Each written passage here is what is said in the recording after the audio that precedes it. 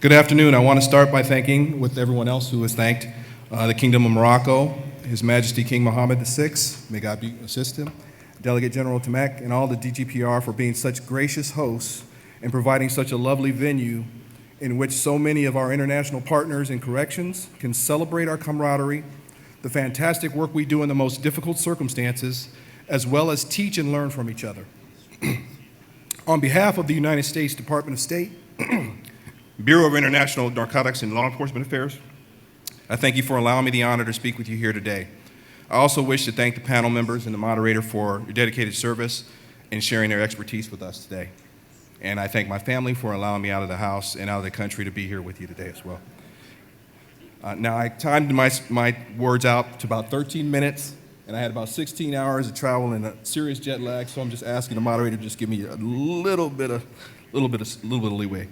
Now, while my career has been focused on corrections, I've always considered myself first and foremost a human services professional, and my hope today is to share with you some information that might be of assistance as you continue to strive to find the tools that will help your agencies attain the goals of safer and more humane environments, therapeutic milieus that allow positive growth and change for offenders, and enforcement of public safety through successful reintegration programs for those offenders returning to their communities. When looking at the theme of modernization of penitentiary administrations, I look to promoting the best practices and programs that have empirical evidence to support them. The human factor can only be made more effective when administrations foster and maintain the conditions for those programs to flourish. To that end, the theme that I would like to speak to you on today is one that you may have heard of in many different forms multiple times before, over the past few decades, and that is the impact of cognitive behavioral approaches and how they can have those impact on restorative justice practices.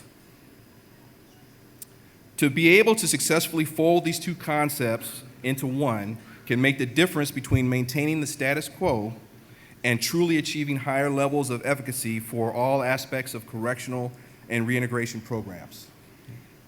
In the United States, we have many cognitive behavioral treatment programs, which I'll refer to as CBT programs from now on, that have been tested and implemented across U.S. correctional facilities since they first were pioneered in the 1960s. At their core, CBT seeks to change negative, risky thoughts and behaviors of at-risk individuals and offenders in the attempt to eliminate potentially dangerous, antisocial, and criminal behaviors. They do so by providing introspective exercises in which the individual can implement more pro-social thoughts and actions. There's a plethora of cognitive behavioral programs that are out there, and these are just a few examples that are up here that are used in North America right now, and some of you may be familiar with some of those already. All of these programs utilize the concept of changing thinking to change behavior.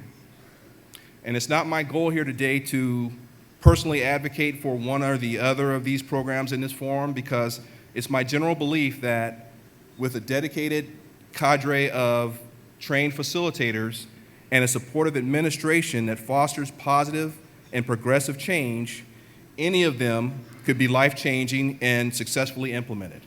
Okay? Now, there is one I'm going to highlight in particular, and that's one of that programs is called Thinking for Change. It's a cognitive behavioral program that's currently out there now that we use in the United States. The only reason I'm highlighting this one in particular is because there's been some discussions on the initial kind of preliminary phases between DGAPR and INL as far as possibly getting some training off the ground in that particular program. Okay. I would just state, no matter what program that you use, that it is imperative that agencies seeking to initiate these types of programs clearly understand the resources they have readily available to implement these programs and be able to adapt the following effective intervention principles within their own cultural context. Correctional agencies who implement these programs should focus on high-risk offenders that are most likely to recidivate, high to medium. It's generally promoted that low-level offenders should be treated as such and be as efficiently as possible return to their communities with strong community supports before they become too deeply entrenched in justice systems that can do more harm to them than good. Criminogenic needs assessment. Professionals working with offenders must remain focused on addressing needs directly related to criminal behavior.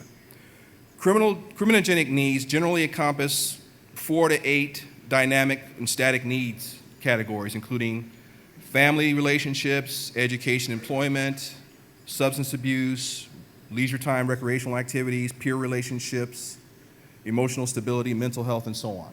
Okay?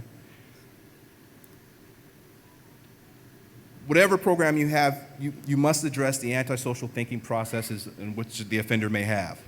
Because harmful or criminal thought processes must be addressed by having the offender analyze this criminal thinking and its effects, then replace it with more pro-social ways of thinking to affect more positive behavioral outcomes.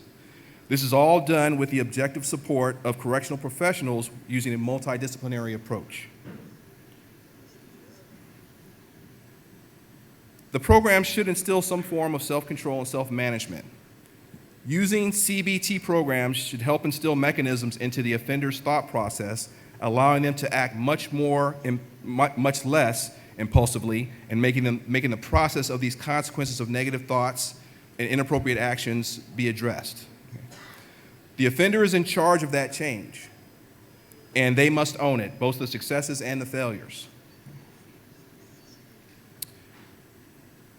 The programs have to enforce recidivism prevention. The use of such techniques as role-playing, group feedback, introspective activities compel the offender to use new ways of thinking in realistic simulations that can produce more positive results for them. We bolster this by having the offender use these same techniques when we reintegrate them back into their communities and they practice with their families and their friends. We help to provide pro-social tools for the offender. And when we say pro-social tools, and you may hear the term, what's in your toolbox? When we say that to other CBT practitioners, what we're basically saying is, what tools have we armed this offender with that will help them be successful when they return back to their communities? So we want to make sure that we have multiple techniques that we arm them with that they can employ that will curb their negative thoughts and emotions and steer them to more pro-social, less risky ways of thinking and acting. And again, I mentioned Thinking for Change only because of the discussions about that, because the research does note that it's been particularly effective with those who are on probation, who haven't entered the deep end of the justice system yet. So it's something else to consider in that particular program. When looking at the effects of CBT programs on offender populations in the U.S., there's numerous studies. But generally, these studies validate that when using CBT programs, the reduction of recidivism averages about 30% for treated offenders. That's a significant impact. CBT specifically implemented with female offenders is even more effective in decreasing recidivism.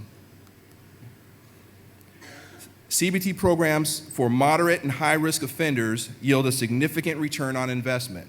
Basically, what we're saying there is that for every dollar you spend on that particular program, you get it back on the positive results on the tail end of that. That's generally what research has shown us. So any investment into a cognitive behavioral program, no matter which one you use, if you fully invest in it and support it, it's going to help that offender be more successful. 3 minutes. These are some, well, let me go back.